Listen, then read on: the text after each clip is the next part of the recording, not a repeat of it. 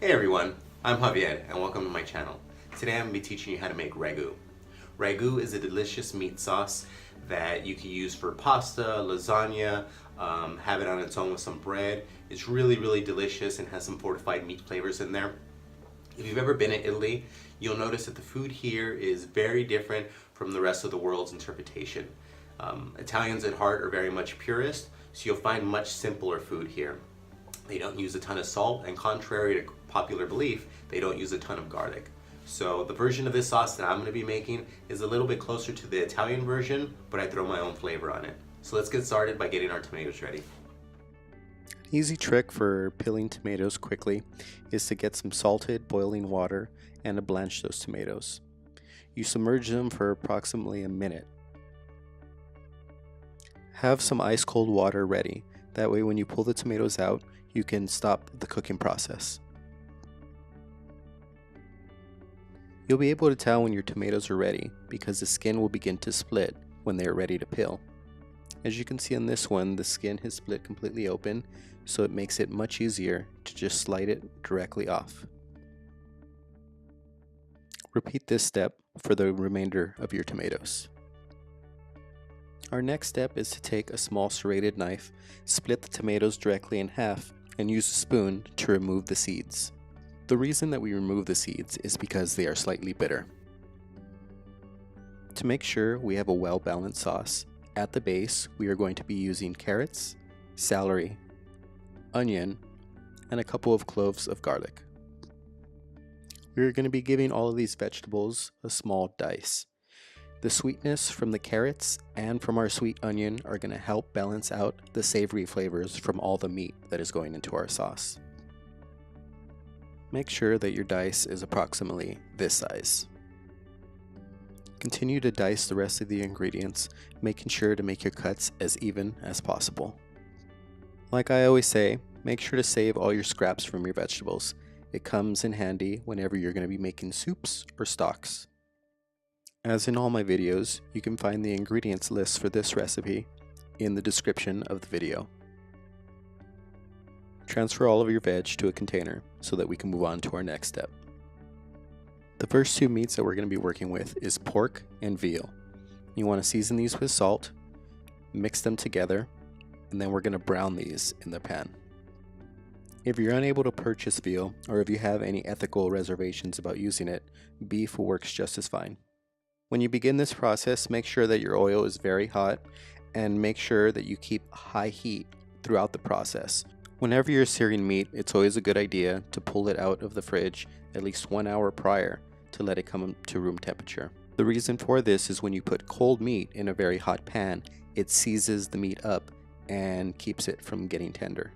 As long as you use good quality meat, bacteria growth in that small period of time shouldn't be an issue. Once all the meat has been seared, remove it from the pan so that you can continue on to the next step. Our next ingredient going in the pan is pancetta. Now if you're unable to find pancetta, you can use bacon. All you need to do is cut it into small pieces. Our pancetta, or bacon if that's what you're using, adds a nice smokiness to the sauce. Make sure to constantly stir it around in your pan. What you're attempting to do is to render some of that fat. Once some of the fat has rendered and you have some crispy pieces, you're going to be adding a little bit of hot water directly to the pan. That's going to help release the rest of the fat. Continue to cook and stir your pancetta until all the water has evaporated, as you can see here.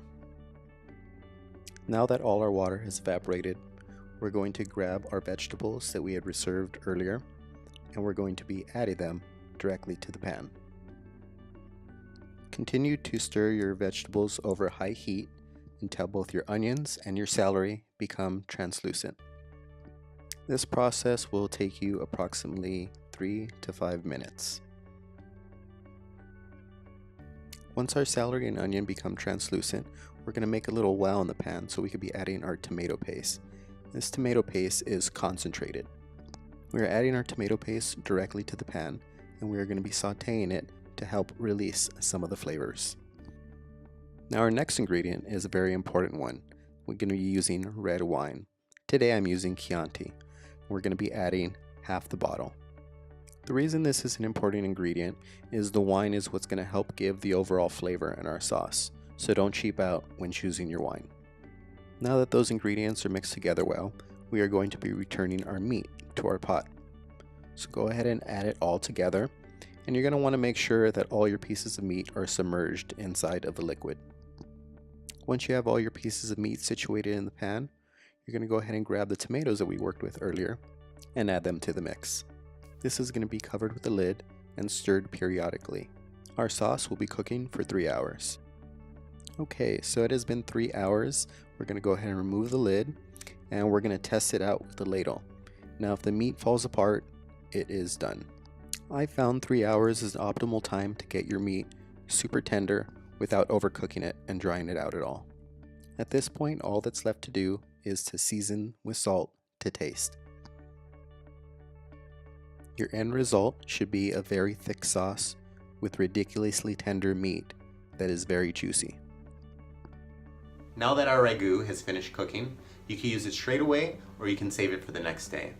I recommend saving it for the next day, and there's 2 reasons for this. Number 1 is that it takes several hours to make, so it just makes life a little bit easier for you to use it the day after. But number 2 is allowing the flavors a chance to develop. Just like many soups and stews, the flavors really come together and it tastes a lot better the next day.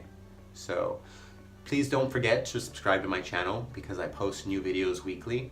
Next week I'll be showing you one of the many applications that you can use for this ragu. Thanks for following. Bye.